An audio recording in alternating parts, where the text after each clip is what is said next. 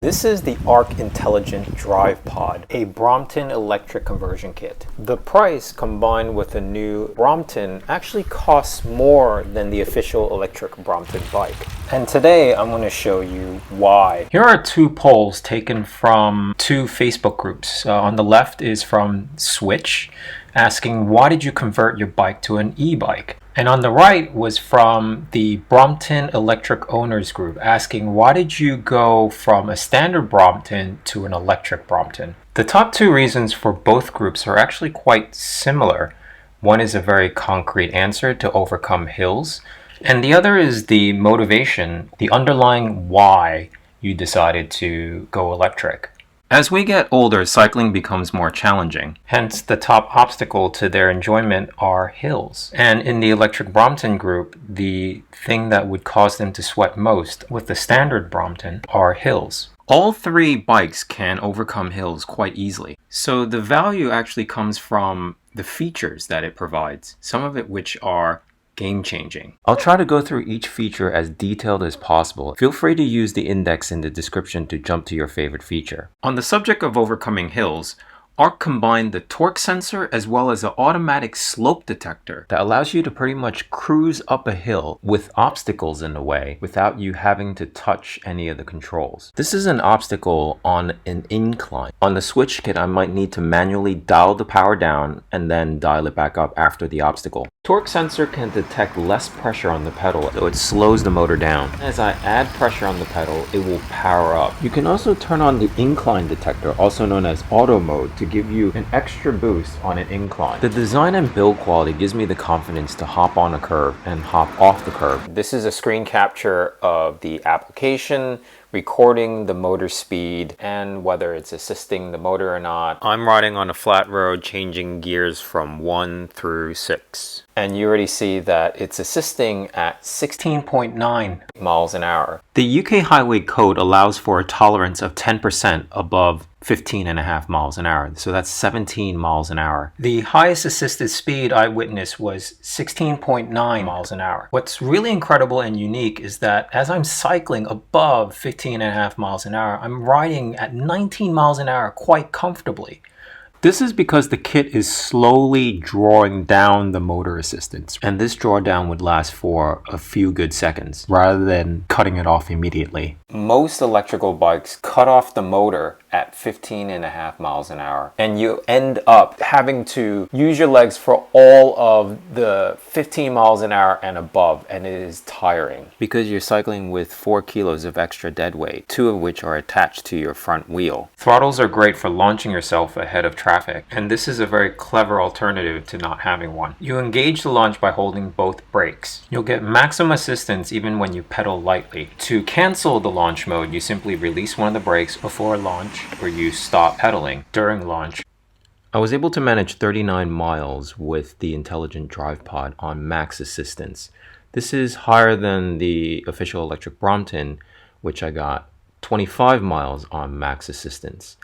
Even though the electric Brompton has a bigger battery, it's 3 kilos heavier, and the acceleration is also more aggressive. So all that energy is spent there. On the Swytch Pro, I got 17 miles, but this is with the throttle only. There's no pedaling whatsoever. At max assistance, I get 25 miles, and that's because it's a Cadence sensor.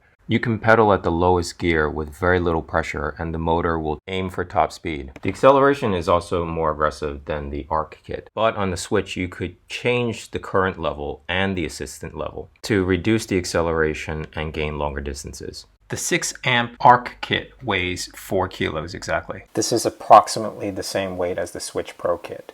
The official Brompton is at 18 or 17 kilos. Here are the prices and the weight of the batteries in case you want to buy a spare. The 4 and 6 amp Bosch batteries are readily available. I don't think the 9 amp is made anymore because it's not on the Bosch website. Swytch batteries are sold in batches. It's like one every 4 months. Plus you gotta wait 6 to 9 months before it gets delivered. There are regular Pro batteries that appear on eBay. The Brompton battery is just not sold separately. This is actually the second generation of their kit. The first generation had dials here to control which modes you want. they decide to have those controls moved to their controller that is controlled by Bluetooth that you see here. And you can also control it via the app as well. You can see that this is quite a compact design, and they already had this design from the beginning. And this is built for the Brompton, and hence they probably had thought, let's put this in the frame so to keep it stable. In terms of size compared to the Swytch Kit Pro, you could see it right here. I have it right here. The battery pack and the controller on the side. And over here you have the battery pack and the controller. Note that this is a 6 amp and this is a 7 amp. So it's a difference of like 4 cells, right, to make 1 amp. Well, there's a 4 amp battery option, which allows you to take the ARC kit with you on an airplane. Batteries exceeding the limit will need to be shipped. We have here a direct connection of the controller to the frame of the Brompton. This is a very solid collar here. And you notice that in Swytch, they have this mounting thing with the carrier block for the mount. So this takes up a larger amount of volume, and hence it seems like a bigger kit as a result versus that. And this is the sacrifice that Swytch had to make a more universal kit, because you could put this mounting block and this battery on a different bike with a motor. And that's, yeah, whereas this is more custom made for the Brompton. If you look at the motor here, the motor is the exact same thing. They're from the same manufacturer. So I'm expecting to have similar peak performances, but the rides in between, because it has different sensors, different controllers, it would feel different. There's an option to upgrade your bag to carry the battery in the back pouch. All right, I'm going to turn this on without reading prior instructions. I'm just going to fit this in here. There's a click. It's confirmation. There's no button here. There's no, unlike the first generation, it appears to have a button and dials. So to do that, to turn this on, you got to use the pod. And do I do this? Nope. Oh, there it was, look. And it just turned on just like that. And you didn't have to turn this on. And so, there it is. And the blue meant that it connects, the blue at the bottom. That is the Bluetooth. It's under automatic mode, and this is in manual mode. Then the top, it is the battery indicator, how much battery there is left. So it doesn't seem to know that. What is that? Is a light? Interesting, but there are no lights. That's probably another feature in the future. And if I were to turn this off, what happens? This thing stays on until you remove the battery, which they encourage you. So does this turn on, turn off? This is to remove the battery. So to remove the battery, you gotta lift this up and pull this out. And there it is, that's how you turn it off. Snap it back in, it doesn't turn on. So here's the alternative. You notice that this is just a magnet and the key ring. Now, I wonder if this is a special key ring specifically for that. I don't think so. There's no special serial number on this. So, there it is. You can use any strong magnet to turn it on. Thieves don't normally carry around a magnet, so it could be seen as a low security feature. Once you turn on the kit, the recognition from the app is almost instant. You only need to enter the confirmation code once, and then afterwards it's instant every time you turn on the app. Once you have the app connected, the control pad itself won't connect. It's only one controller at a time. Because the connection is instant, the actual time it takes to start up is as fast as you can pull out your keys or pull out your phone to turn the bike on. The control pad is quite a clever design. You could just snap into the holder due to the magnets at the back. And to take it out, you got to push it up to remove it. Otherwise, you can't shift it out. It won't bounce out. So it's quite secure. If you're left-handed, make sure you tell ARC that you want the control pad on the left side because they install it on the right as default. If you forget, you can remove the bracket by loosening the brake lever. Here I'm demonstrating the control pad and changing the assist level. You have to press the button. You can't hold on to it to let it increase or decrease. So I wish it had that feature so you don't have to press it 5 times to shift from one end to the other. Because the control pad is battery powered and it has memory, it actually remembers my last settings. Having the control pad is extremely useful, especially when you have your smartphone for Google Maps. So there are 3 USB-C ports. It comes with this cable, which is a micro USB to USB-C. And there's one that has different symbol here that looks like lightning. Looks like electricity. Let's see, maybe this charges and these other charge. I don't know what's the difference, so let's experiment. So to get this out, you got to pull this out and you get this little tiny plastic piece, which I will definitely lose if I'm not careful. Just placing on the floor, I tend to lose things. Here you go. And I might kick that and that's gone, so you got to be careful with that. And yeah, just put your fingernail on it and then you pull it out. And there's another piece. So here is the USB-C end, so I'm going to try the top one. Just pop it in here. Yep, and then you end up with this cable going up to this thing. Now, you only need this in emergencies, obviously, because this thing has its own charge. So there it is, it's charging.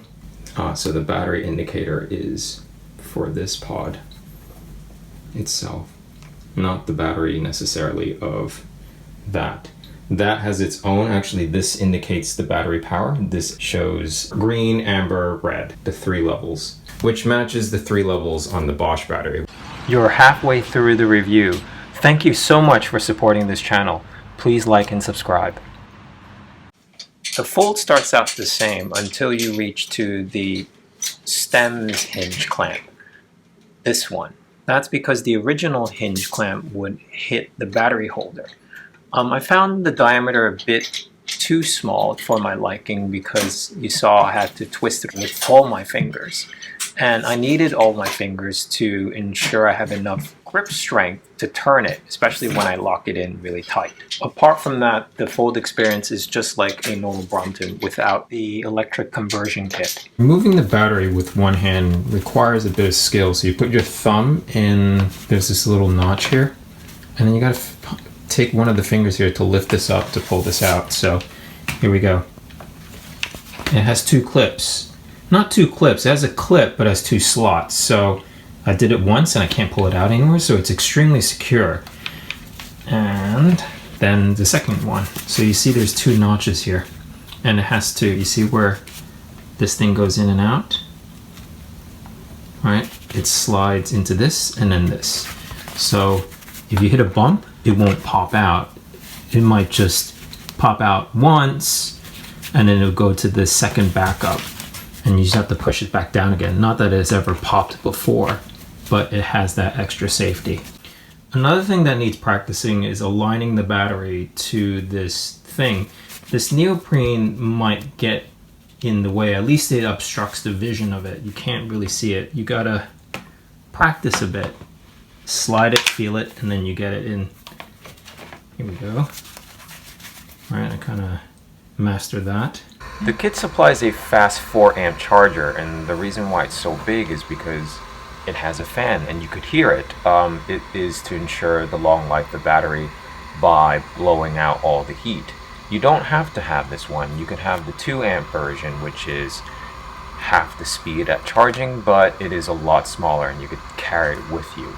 You're looking at a drag race, just checking how much drag the motor has. And I have this broomstick, so I'm exerting equal force on both tires. Yeah, it's fairly equal to me. I also did a quick test where I spun each wheel by hand as hard as I can and taking the average duration after 10 tries. The motor can reduce the wheel spin by 30 to 90%. This is what happens when the nut becomes loose on a motorized wheel. In order to understand why the fork widens, you need to understand how a motor wheel works. In a motored wheel, the axle is held stationary by the fork dropouts in order for the motor wheel to spin. Let's say you dug your heels to the ground and prevented the bike from moving. The motor will shift its force to spin the axle instead. And as the picture shows, there's enough force to widen the fork. Stopping the entire bike is an extreme example, but you can have different degrees of wheel stoppage by riding through grass or mud. Even on a smooth pavement, the ground is providing friction to the wheel, which transfers that force to the axle. This is why ARC and Swytch supply these fork supports. So when the wheel nut is loose, it loses its ability to provide support. Swytch suggests to tighten these wheel nuts every month or every 500 miles. This is the official electric Brompton. You can see how the dropouts are so much thicker compared with the standard Brompton. And it's also holding onto a flat-sided axle. The axle diameter is bigger than the standard Brompton. The torque washer's hole is shaped to hold onto the axle. It is also designed to prevent the front wheel from dropping out. Swytch flattened the sides of the axle and increased its diameter to enable the fork support to be a torque washer as well, holding on to the axle. Swytch supplies a nylon locking nut to minimize the nut from self-loosening. ARC uses a different strategy. They use a much thicker fork support, but it's not a torque washer. You see, their axle is round, so it is held entirely by the thin fork, hence having a much thicker fork support. And because it's not a torque washer, the axle diameter doesn't need to be enlarged. The axle also uses a fine thread rather than a standard thread to maximize the grip with the nut. The nut is not proprietary, so you could buy these in the hardware store as well. When I asked them if they received any fork issues before, ARC replied with, "In the 6-year history of the ARC pod, there have been no fork issues. We stand by our 5-year warranty." ARC Intelligent Drive Pod has a 5-year warranty on the pod system and the remaining warranty on your Brompton. Note that the system does not include the motor, which is covered by a separate 2-year warranty, and the Bosch battery is covered by Bosch's 3-year warranty. Make sure you register your battery with Bosch to get that 3rd year, otherwise it's 2 years. And the bottom bracket has a warranty of 10,000 kilometers. Compare this with the official electric Brompton warranty.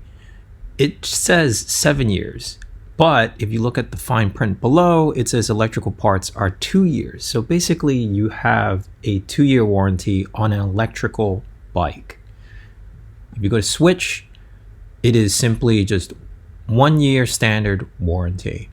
Here's the reason why ARC is covering the warranty of your Brompton bike. They'll be drilling a single hole near the seat post to allow for the wire for the torque sensor. I must emphasize the importance of the warranty as well as customer support. Electric bikes do break down, including the official electric Brompton. This poll was taken from the electric Brompton group. All the issues are saying the same thing. It's the battery bracket that is having problems contacting the battery. It's the same for the Swytch. It's the battery bracket taking the top spot. The pin holders on the Bosch battery appears to be more secure. You could see how it pinches closer and it's spring-like.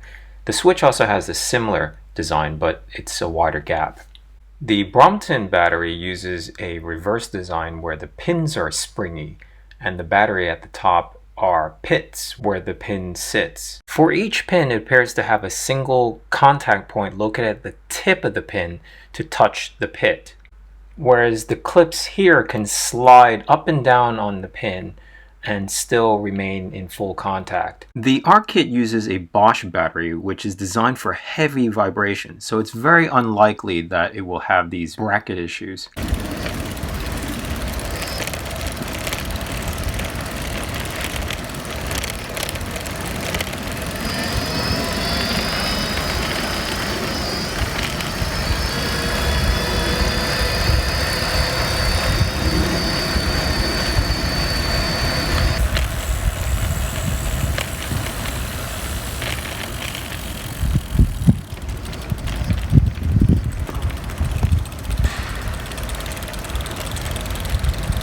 When you go to the test ride / visit part of their website, you could see the various locations where they sell or allow test rides for the ARC Brompton or the ARC Moulton. So do check with the shop.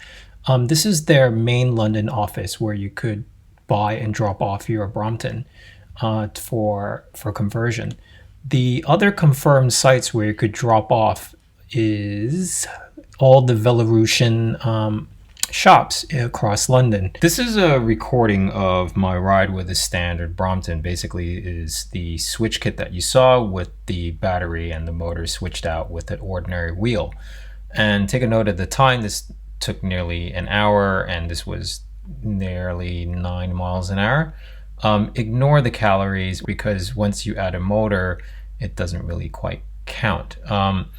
You can see that as I'm going up the hill, for those who know the Hampstead Heath area, and I'm at the bottom of Holloway. This is relatively flat, but as I go up, it will be getting hilly, and then it will flatten out again once I'm at the at the top part of the hill. You see I'm expending energy here at the beginning while I'm going up the hill, hitting some peaks here. Peak meaning, I'm going nearly 150, more than 150 beats per minute. If I sustain this, I would start, for a while, I would start sweating. So as I'm going up the hill, I am, exerting energy. My heart needs to work harder. And as I get to the top of the hill, I didn't want to, sweat. I didn't want to tire myself out. So I decided to go into recovery mode and start, relaxing my ride and go into the easy zone. Compare this to the electric bike. This is with the ARC kit. The motor, what it did was it actually flattened the hills for me. And you can see that I'm not hitting the peaks here. I am, going purple as I'm going up the hill, and it's because the torque sensor, requires me to, exert some power. The important point here is as I got to the top of the hill, I still had energy left, and I was able to push to the peaks at the top of the hill after, riding up the hill. I didn't need to recover, so I was able to just push and just see how fast I could go on this electric bike. And note that this was half the time.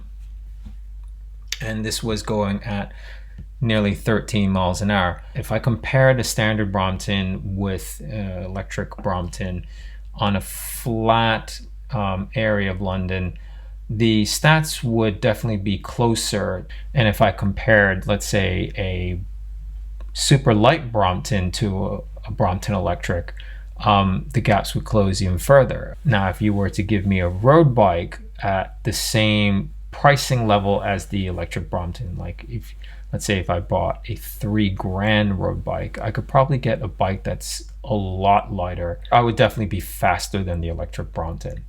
But also, this is no longer a folding bike anymore.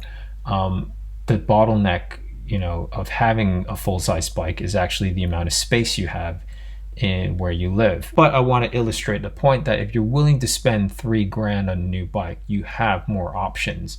If you need to fly with your electric Brompton and take the battery with you, the ARC Intelligent Drive Pod is your only option.